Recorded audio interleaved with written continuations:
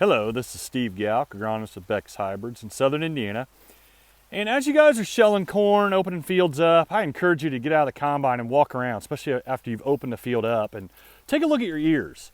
The ears tell a big story about what happened this year and how things worked and what didn't work. So if you're waiting on a truck, you're waiting on the grain cart, things like that, get out and shuck some ears and take a look. We talk a lot about in PFR and done some PFR studies about even emergence in corn, how valuable that is. So here you look at these 3 ears, they're all at the same height, all the same size, all very consistent in terms of ear length. They all emerge within 12 hours of each other. As we walk kind of back up the hill here, you start to see some different ear placements, up and down. Though that means that these plants did not all emerge together. Now we also notice here a nice red plant. You see it's red from top to bottom. We're missing an ear here. Most likely a deer came and took that. So this plant built up with sugar because it had no ear to put nutrients into. But as we come down the hill here a little bit, you'll kind of notice a little bit more uneven emergence. But as we get closer to the moisture here, again, ears more the same height. We get actually down here in the bottom where there was moisture, right? This is very obvious. It's still green. Actually, the frost ended up killing it. You'll see here some of this discolored here is from frost. Still green down here at the bottom. But you'll see here again, very even emergence down here. Look at the ears, all the same height, same size. So you can tell how well your corn emerged here at harvest time. We know that's very critical from that standpoint. And we also know that moisture is obviously critical here. You see a difference in the colors.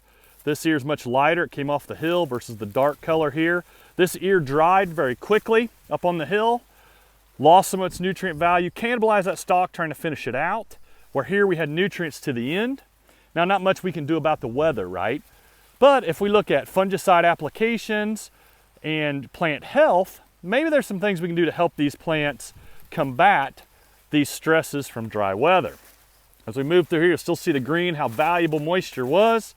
And as you go back up the hill, there's a direct, dramatic line to where the plant health falls off and ear size starts to shrink up, and we start to get a little bit uneven. So even though it was a wet, tough spring, these cold hillsides, especially some of the north-facing ones, really struggle with some emergence from that standpoint. Here you'll see a runt ear, a little bit of a late emerger, right?